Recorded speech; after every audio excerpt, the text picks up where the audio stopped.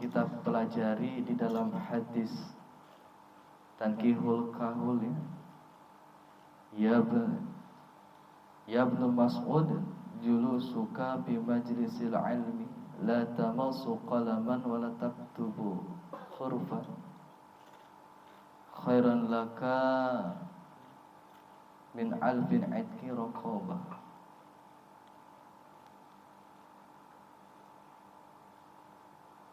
Wahai Ibnu Mas'ud, duduknya engkau di dalam majlis ilmu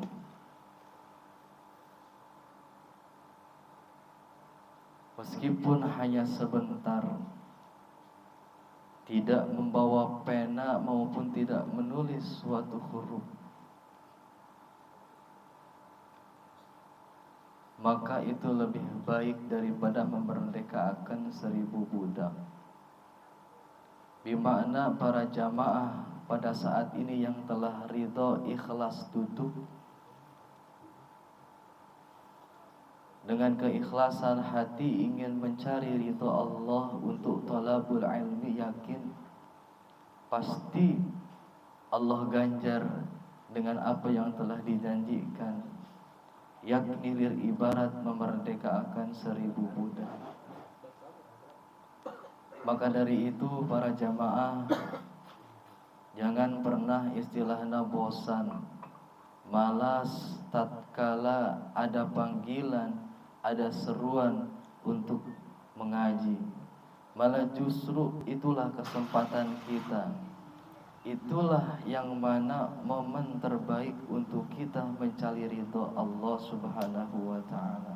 Kejar meskipun di mana, meskipun capek, sakit, udah ya. Itu.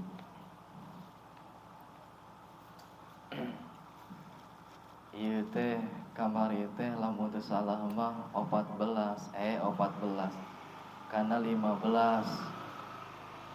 ya, an Abu Bakar Siddiq radhiyallahu anhu fi qaulillahi ta'ala. Aina berarti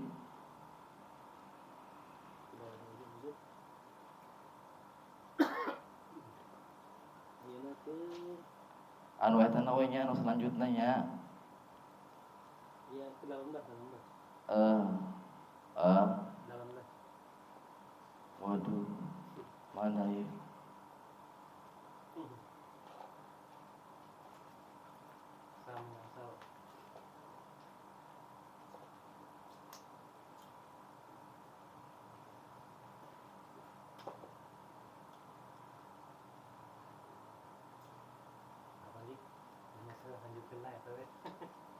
Anu kamari we nya.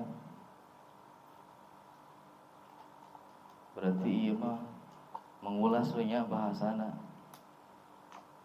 Hancana mah engke dituluykeun lah. Bismillahirrahmanirrahim. Qala musannifu rahimahullahu ta'ala wa nafa'ana bi ulumihi fid dharain amin. Ieu nya Bismillahirrahmanirrahim. Qila inna sahwata tusayru mulukan abidan wasabru yasirul abidan mulukan ala tara illa Yusufa wa Zulaikha wallahu a'lam bisawab. Tahu segitu. Bismillahirrahmanirrahim. Qila dibasaakan inna sahwat saanya-nyana sahwat tusiru muluka abidan. Sahwat itu yang menjadikan raja menjadi budak ya. Sahwat itu bisa menjadikan raja berbalik menjadi budak. Kenapa seperti itu? Fa inna man ahabba syai'an fa huwa 'abduhu. Karena sesungguhnya orang yang sangat sekali cinta terhadap sesuatu, maka itulah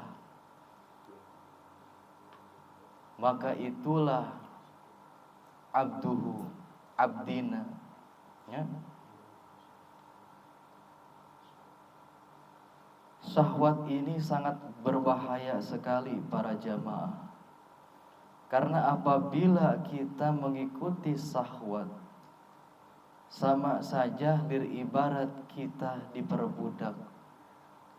Sama halnya ibarat kita selaku raja maupun ratu diperbudak. Apa tandanya? Karena kita terlalu mencintai sesuatu. Dan sesuatu itulah yang akan memperbudak kita. Terus pertanyaannya, syahwat ini terjadi karena apa? Terus pertanyaannya, bagaimana kita bisa mengatur syahwat? Karena membunuh tidak mungkin, tapi lebih tepatnya kita mengatur syahwat. Perlu diketahui para jamaah, syahwat itu terjadi tatkala perut kita terlalu banyak muatan beban makanan. Terlalu banyaknya makan menimbulkan syahwat kemaluan. Itulah yang menyebabkan manusia mudah terperangkap terhadap nafsunya sendiri. Makanya hadis Nabi, makanlah sebelum lapar, berhentilah sebelum kenyang. Itu apabila kita aplikasikan ke dalam kehidupan kita sehari-hari para jemaah, insya Allah sehat secara jasmani maupun rohani. Kenapa seperti itu? Kita analogikan sedikit terhadap penyakit yang kita sebut asam lambung, yang bisa menyebabkan maupun kronis maupun jantung dan sebagainya. Itu terdapat karena awal mulanya asam lambung. Dan itu terjadi karena kita menyepelekan akan lapar kita, menunda-nunda waktu lapar, menyepelekan, aduh saya lapar, saya masih bekerja, sehingga menyepelekan waktu makan. Tapi kalau kita membaca hadis tersebut, makanlah sebelum lapar, artinya kita harus mempunyai minus waktu, jam berapa kita harus makan. Jangan menunggu perut ini lapar terlebih dahulu. Karena ketika menunggu perut lapar, naiklah asam lambung, menyebabkan penyakit jantung. Apabila naik ke tenggorokan, Masya Allah, tabarakallah, tidak sedikit orang yang pingsan karena penyakit tersebut. Bimana kalau kita mengikuti apa yang Nabi katakan, makanlah sebelum lapar. Tapi ingat, berhentilah sebelum kenyang. Karena mencegah terlalunya beban masuk ke dalam perut kita, menimbulkan nafsu syahwat yang sangat bergejolak. Apa contohnya? Seks terlalu, birahi kita terlalu meluap-luap. Itu penyebabnya. Perut kita terlalu banyak. Makanya dianjurkan ketika orang yang belum menikah, jurus jitu ampuh bagaimana menahan gairah seksual, tidak lain dan tidak bukan perbanyaklah berpuasa.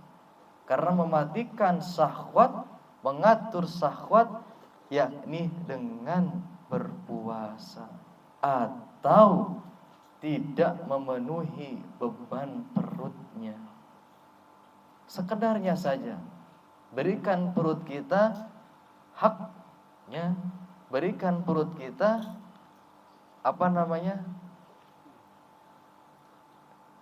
tidak semua kita isi dengan makanan.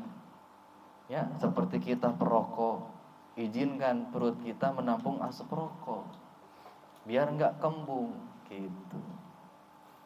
Ya. Makanya perokok biasanya terasa sebeuh daharna karena tahu lamun sebeuh teu ngeunah ngarokona. Mendingan ngarokok, dahar teh ngarokok gitu. Terlalu mencintai akan sesuatu, itulah ibarat kita diperbudak para jemaah. Jangankan kita menginginkan seorang perempuan, yakin Ariel kesemsem terhadap janda muda umpama, cinta sekali, Masya Allah, yakin diperbudak oleh janda muda tersebut. Real teboga listrik real, saya pasti dibere, itu diperbudak oleh sesuatu yang kita sangat cintai. Kita sangat menginginkan mobil, kendaraan, terlalu mencintai tersebut, kita pun akan diperbudak olehnya. Ayo mobil dielus-elus tadi pakai oge. Oh, insyaallah. Aya nu nginjem ulah. Aing ge tara make siang nginjem. Diperbudak oleh hal-hal yang sangat kita cintai. Makanya cinta itu hanyalah sekedarnya saja terhadap sesuatu. Tapi cintalah kalian terhadap Allah Subhanahu wa taala yang memiliki sesuatu. Kade para jamaah, mencintai boleh, tapi jangan terlalu mencintai. Cukup hanya sekedarnya saja. Kepada anak, kepada istri, sekedarnya saja. Tapi cintalah, mahabbahlah kepada Allah Subhanahu wa ta'ala. Karena cinta yang sejati yakni cinta kepada Allah Subhanahu wa ta'ala. Kenapa kita harus cinta kepada Allah? Allah lah yang memberikan kita hidup. Allah lah yang memberikan kita rezeki. Allah lah yang memberikan kita nikmat. Masa kita tidak cinta sama Allah? Wong kita hidup karena Allah. Tanpa zat Allah kita mati, Bang. Kita lir ibarat apa? Rokrak cenah. Lir ibarat bebeging. Kenapa kita hidup? Karena ada zat Allah. Justru itu cintalah terhadap Allah. Jangan terlalu mencintai terhadap sesuatu, karena kita akan diperbudak olehnya. Tuh ini kan syahwat. Ya, hati-hati dengan syahwat. Sedangkan sabar yang menjadikan hamba menjadi ratu. Ilmu sabar inilah yang menjadikan seorang hamba menjadi ratu. Kenapa para jamaah? Sabar ini sangat luar biasa sekali. Karena iman itu sebetulnya terbagi dua. Satu, sabar. Dua, syukur. Sabar dan syukur.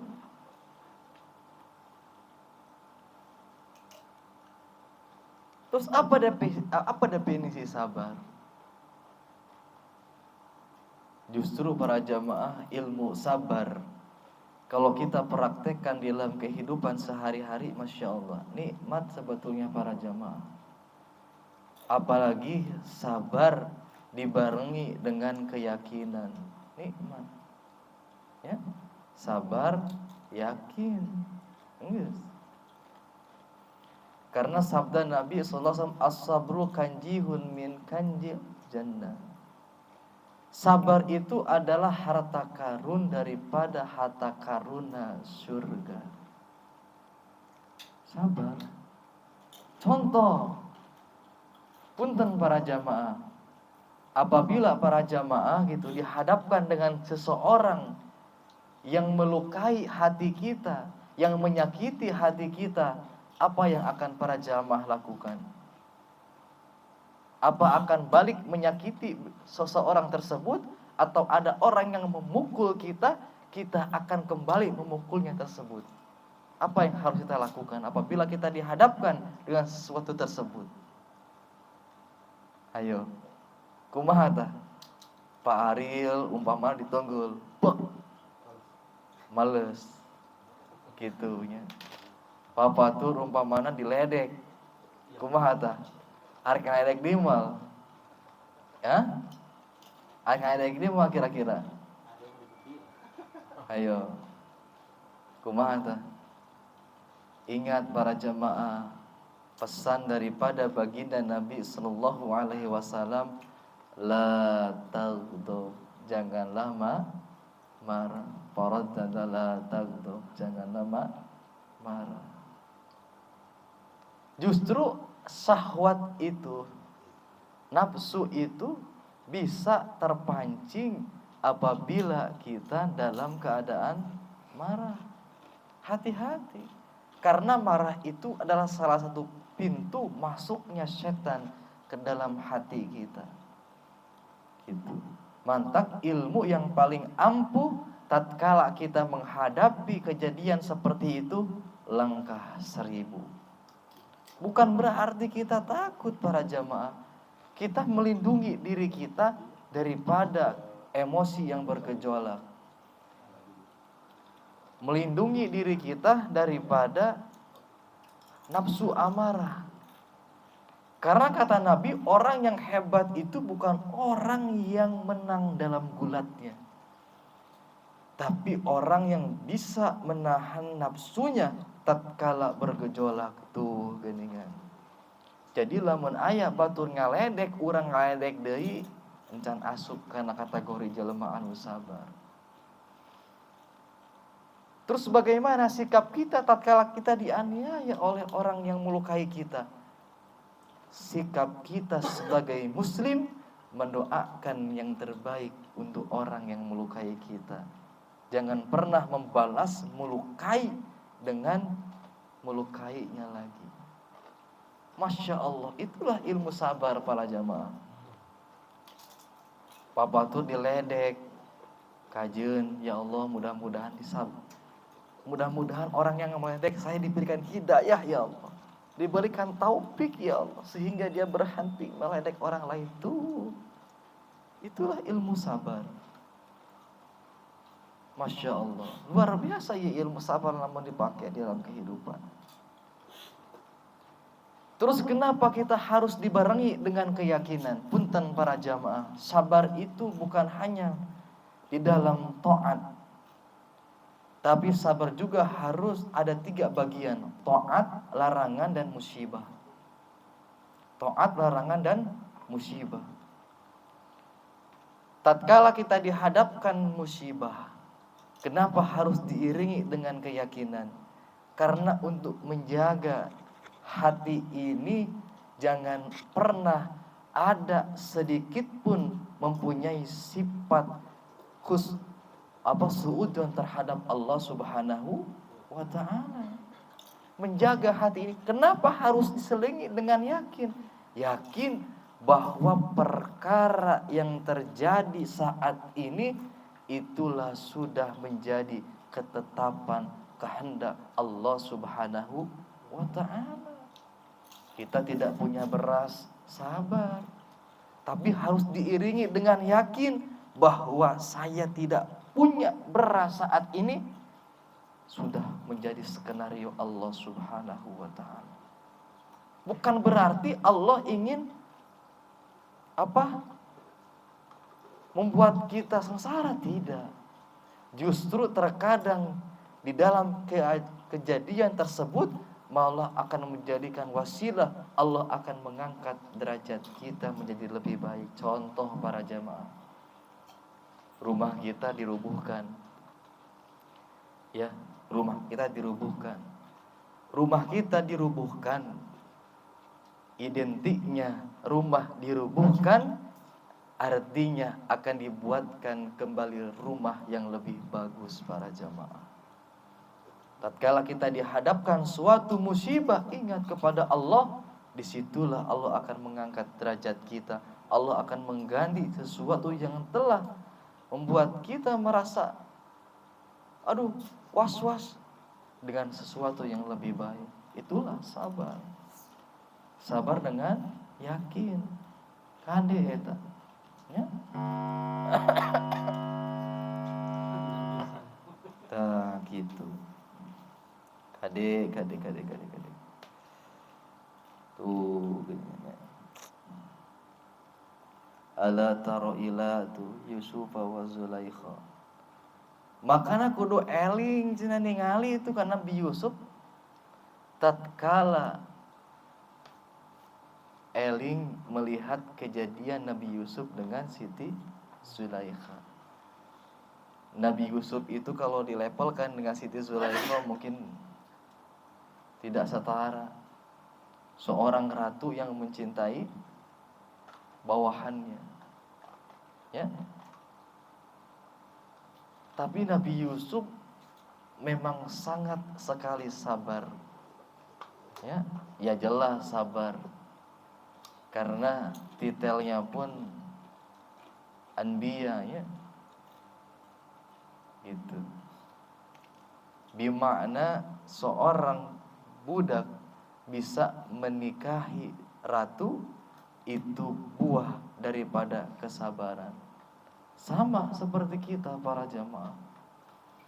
Apabila kita menghadapi kehidupan kita dengan sabar, yakin kelak kita akan menemukan harta karun yang Nabi sebutkan, as-sabru kanzun min kanzil jannah, bahwa sabar itu adalah harta karun daripada harta karuna surga. Terus apalagi tentang sabar? Sabar itu adalah ibaratkan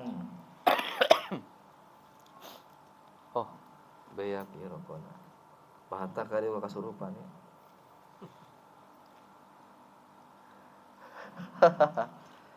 Oh iya, live streaming ya, astagfirullahaladzim. Oh lain kali live streaming deh. Sabar itu kita uraikan menjadi 3 bagian. Yang pertama pengetahuan, yang kedua ilmu, yang ketiga adalah amal. Pengetahuan ibarat pohon akar, ya. Ilmu ibarat ranting, dan amal ibarat buah. Makanya sabar teh ibarat pohon yang semakin tinggi maka semakin pula kuat terpaan yang menghadapinya, gitu. Makanya sabar itu sesungguhnya tidak mempunyai batasan, tapi melainkan manusialah yang membatas-batasi. Kembalikan semuanya kepada Allah. Ingat, ada hukum yang kita sebut qudrat wal iradatna Allah subhanahu wa ta'ala. Ingat para jamaah, berkumpulnya kita di sini bukan karena kemampuan kita melangkah, bukan karena keinginan hati kita untuk datang, tapi melainkan sudah Allah tetapkan jauh-jauh sebelum hari. Itulah yang dinamakan qudrat wal iradatna Gusti. Wallahu alam bisawab. Wabillahi taufiq wal hidayah. Assalamualaikum warahmatullahi wabarakatuh.